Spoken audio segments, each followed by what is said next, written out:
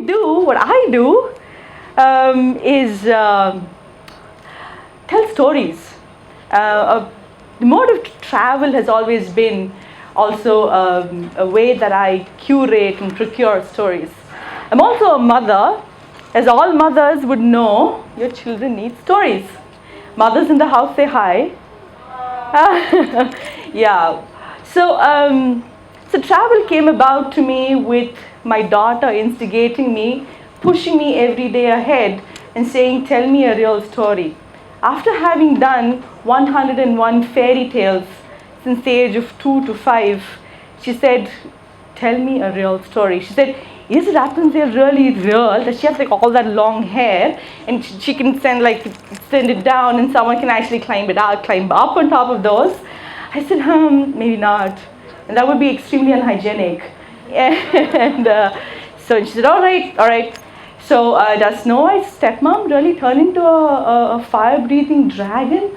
And and does she from the kiss of a handsome, charming man, come back to life from this deep sleep?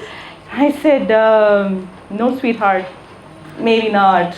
And that would be kind of unhygienic too. So, well, after many of these questions, she said, Mama, tell me a real story. And where do you find real stories? You don't find that sitting in a small, nice little home in Sanjay Nagar, Bellandur, Indranagar. You find these stories getting out. You find these stories meeting people. You find these people on the road, traveling.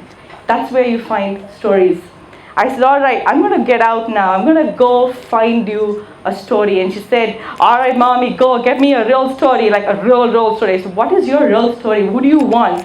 She gave me some cues, and I took from those cues and I added to it out of my own curiosity and perverseness. She said, all right, I want to know, is there someone who went on a Mars mission, someone who's worked on a Mars mission? Can you tell me the story of this guy who's been shot? Person who shot somebody who was shot. I said, okay. And he said, all right, that's going to be a difficult story to collect. And she said, all right, more stories. And I said, all right, I'm going to get out. I'm going to go travel as much and far and wide as I can, and I'm going to collect 100 stories. And that was the birth of the 100 People Project. It really is a process of curating stories. It's a personal journey for me and her together. That every day, every time I travel, I come back to her with stories. And going by stories, there is the Bhutan one that I did, the very queer, friendly man there. And also, these stories come to her at a stage when she needs these stories. There was this one time where in Bhutan itself, I was trekking from Punakha to Paro. A little into the trek, it had entirely snowed in, and I thought, all right, I can't trek this any further, I need to stop here. And I stopped there, and there were about 30 trucks, 30 truck drivers, and their chotus, and I was perhaps most certainly the only woman there. And I thought, all right, this is going to be a very interesting experience. And so went there, sat in, and there were the usual glances like, what's this woman doing here, amongst all of us? And your first thoughts are, oh my God, this is the worst case scenario that can happen. But then, my friend, with a little bit of Maggie and chai, everyone is your friend. There were two ways to look at this, is to one, stand back and say, I am pushed against the wall. There is no way out for me from here. The other way was to reach your hand out and say, I'm alone, I'm as much cold and bored and tired as you are. We could all sit around with a cup of tea and eat Maggie and listen to stories. What I did was to reach my hand out and ask for help.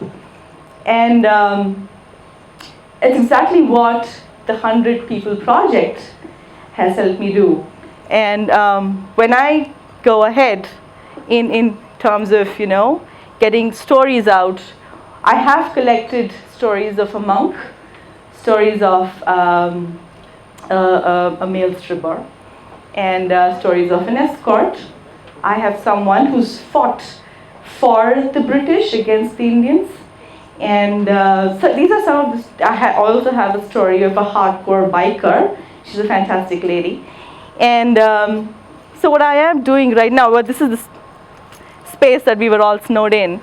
And what I am looking for and what I would like to reach, what I'd like to do is reach my hand out to all of you and go, if you know anyone on this list, yes, here's the list.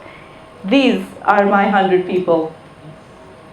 And through this, I'm going to take 100 travels, if it means, to go see these 100 people, to collect their stories.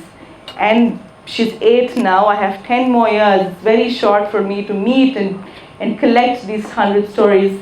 It's her 18th year birthday gift. And it is going to be a book that I will give to her, and with a little note from everyone I meet, who will perhaps be willing to meet her when she needs them. So these are my 100 people, and this list can be passed on if someone can help me. And this is a personal project, and you will be thanked for if you can put me onto anyone on this list. So this is my story of 100 people in 100 travels, perhaps. Well, I have 5 stories, and I have in my basket just about 5 travels. It's not so much. You don't have to always go to the most exotic place. It is where you really, it is taking the sense of travel in your everyday being. These 100 people are people that I will meet on the road. And I realized sitting at home is not where I'm going to meet these people. For me, it was a very selfish way to go hunt these people. My daughter has been the chief, and I've been her bounty hunter. So I've gone out hunting for stories for her. And these 100 people are going to give me those 100 stories. I'm going to come back to her every day, every month, if that means, or every year, and give her those stories. So yeah, that's it. Thank you.